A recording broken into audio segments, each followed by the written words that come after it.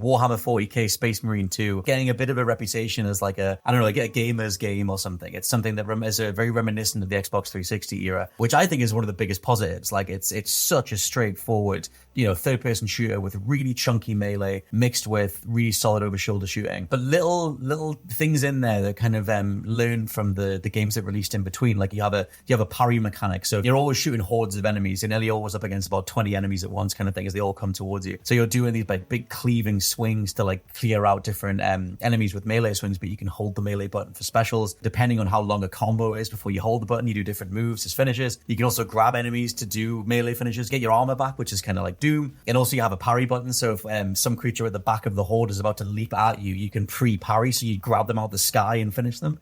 And it's like, it just feels so good. Like there's seldom been that many games that make you feel so immediately huge, hulking, powerful, incredible. I've had a blast with it. I've only played about sort of 50 minutes, maybe an hour. The tutorial is quite a chunky tutorial, but just super, super impressive. And they also, to throw in another massive positive, they have so many enemies coming at you at once. There's one bit in the tutorial where you overlook like a valley and you're sort of waiting for a bomb to go off, and it's like all the enemy hordes are coming in, and must be hundreds of enemies piling in, all going over each other, and you can throw grenades in there and watch them all fly apart and everything. It's effing awesome. It's the most like, oh, this rules immediately. I forgot how good games could feel level of video game. Oh, dude, see, this wasn't on my radar until people started talking about it last week, and suddenly it had this huge amount of buzz for being a video game in the best possible way. But until you, and I say this very affectionately, again, also being pals with Jules, the only people I'd seen praise the game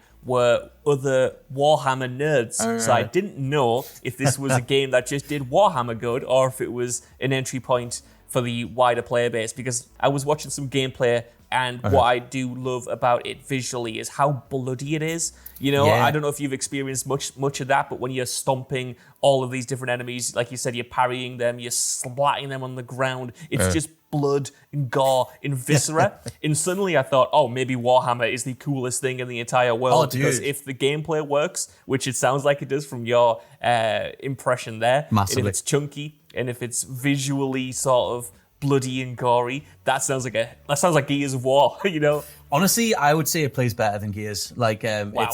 Like in terms of what Gears' trajectory could have been, like sort of post 3, Gears 4 and 5 were solid enough gameplay wise, but they were just more of the same. Like they gave us a little bit more of, you can mantle over cover a bit faster, or like you can do a knife finisher or whatever, but it was very little. This feels like a step up. This kind of feels like what maybe where they could have taken Gears.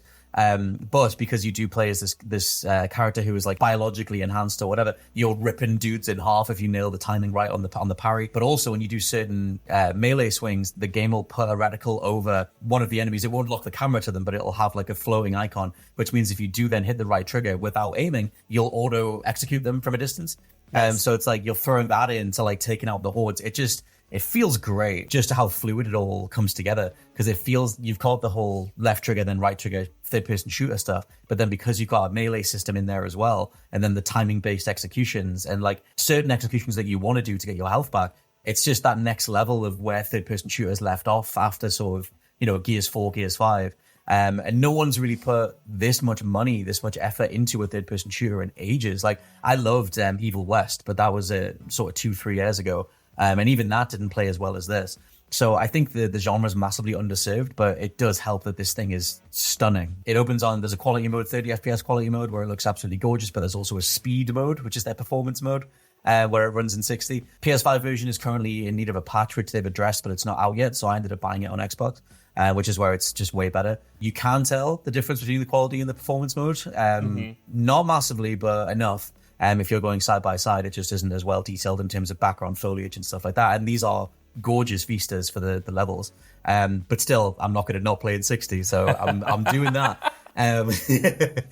Leaves be damned. I kind of want to spin this out into a wider question, if you will permit me, because I've seen a lot of chatter over the weekend, people saying that the games like this and games like Stellar Blade earlier on in the year, it's kind of like quote unquote games don't get made like this anymore. Oh. We don't get games like this anymore. And I'm kind of conflicted on that because I've had that Clearly argument. we do. Yeah, well, that's it, right? I've had that argument in cinema for like the past decade where we get like a really tight thriller or a small scale adult drama and people go, we just never get movies like this anymore. And I'm like, we get a handful of them a year and they're all really good. You know what I mean? They're still making them. They're just maybe not as visible anymore. And I kind of think that is the same thing, especially this year in games when we have had so many, just straightforward action titles like this, like Stellar Blade, like Rise of the Ronin, or whatever it is. But I do think there's something to be said about that kind of being a this year only thing. Like across the past couple of years, maybe past 5 years, we've of course seen games dabbling in a kind of old school approach to game design, whether that is Evil West, like you said, whether that was, what was that game called? Kena Bridge? Kena Bridge of Spirits? What am I on about? Tale of Two Sons. Yes, yeah, Kena Bridge I of got Spirits. completely wrong. That one. I've already forgotten it again. Kena. The point is, like, we've seen a lot of these games previously, but I don't think we've had a year where we've seen AAA embrace games like this for a good long while. And I do think that's the distinction because these games never really went away, but they're so much more visible in the AAA space now. Okay. And I think that's really cool to have something like Space Marine come out that is still a premium product, but isn't the full 70, it's 60. It's a third-person shooter that, like you said, innovates on where we maybe left that genre off. And I think it's exciting to see what we might get from this current crop of action games into next year as well, going into next year. It's definitely, like you said, it's definitely a visibility problem. Like, yeah, there's been third-person shooters for the last few years. If you go out there and find them, especially on Steam, but it's not like the level of money, the level of budget, the production value has been there. And especially in terms of visibility and marketing, like, everyone knew that Elden Ring's DLC was coming out. Everyone knew that Suicide Squad was coming out. Everyone knew that Concord was coming out. But this just kind of trickled out in terms of, like, there was a sort of medium level of exposure to it, I guess. And then because of how big the Warhammer fandom is, it kind of got a bit of a word of mouth going. And then it was on the charts and everything. But in terms of, when was the last time Sony got behind, like, or even a third party, like, really got behind, like, a third-person shooter, made sure it was out there in front of people in the way that the Gears of War used to be.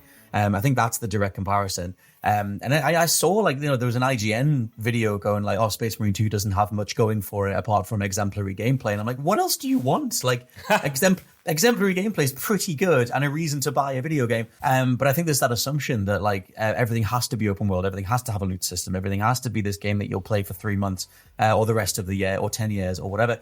And I kind of hate that. I just want a game that I can get through for, yes, this is £60, $60, whatever. So it is still a premium price to a point. It's not the maximum, but still, I don't mind that entry fee. I don't mind that polished video game experience for a set amount of time that I can enjoy and actually finish with a smile on my face the whole way through. Like, that's kind of what the industry needs to be. Like, how many times over do we need to prove that the ongoing live service, open world, everything model is just going to result in thousands of bodies? Like, it's just...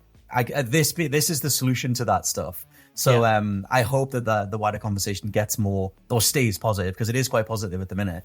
But I do see a few people on social media saying that, well, I'm not going to spend that much money for a game I'm going to finish in 10 to 15 hours, which is fair enough. But I think the push for everything to be bigger is not working either. I get it. And I always wonder when the tipping point was for that argument, because like you said, even as probably little as 10 years ago, 10 to 15 hour games with, big production budgets that look beautiful, that play well, like 50 quid, 60 quid was the norm for them. I know it was kind of going away around the start of the last generation, but, Gears 3 wasn't long before that. We were getting, like, dedicated first-person shooters not too long before that either.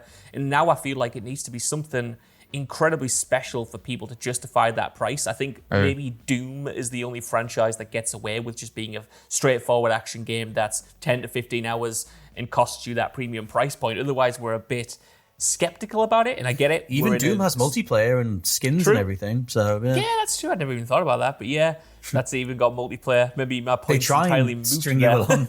But doesn't Space Marine has PvP, right? Yes, it does. Yeah. There's there's a side mode to it. Yeah, I guess that's the thing. If it was there is that crowd that want the tail on the game, then yes, there is the multiplayer to get stuck into. But it's not it's not the focus at all. It just clearly is not. Like, this is a focused campaign. I mean, Gears of War had multiplayer, but a lot of us talk about the single player more so. But yeah, overall, I think it just plays so incredibly well. It's so immediate, and it kind of reminds you of, like games that you used to play back in the day kind of thing. And when you mentioned Kena Bridge of Spirits at the time, there was a whole thing about that.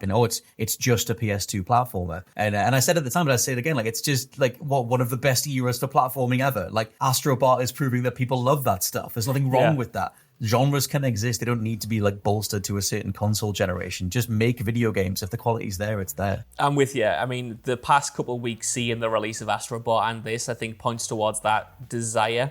I do think, and we talk about this all the time, but the $70 price point, I do think, has almost suffocated what games can be, because totally. You look at something like Star Wars Outlaws, a great game, a game packed with content, 20 hours for the main story, whatever it is, even more if you're doing absolutely everything, say 40 hours max. And there are people looking at that rightly and saying, well, that's not worth 70 quid because it might have, a lot of hours in it, but is it technically impressive? Is the gameplay worth 70 quid? But then on the inverse, you've got something like Space Marine, maybe, that's 10 to 15 hours, just straightforward kind of action, more or less, with a PvP side helping. But then people are saying, well, that's not worth 60 quid because it's just a straightforward campaign. And I just think that price point has really suffocated what can be sold at that level and to be deemed worthy of that money, because it's very little, I think, and that's kind of been proven. I think like you need something like a GTA or an annual sports game that people will just buy regardless, or a Call of Duty or a PlayStation first party, which will eventually lose its reputation for being both high quality and meaty boys. That can't sustain forever, surely. So I'm really worried about that space going forward. Yeah, I mean, the thing is, in a positive way, or in like the silver lining or whatever, is that the more time that this goes on, the more tech is available to smaller studios. Like Unreal 5 is obviously gorgeous. Space Marine 2 is an Unreal 5 game.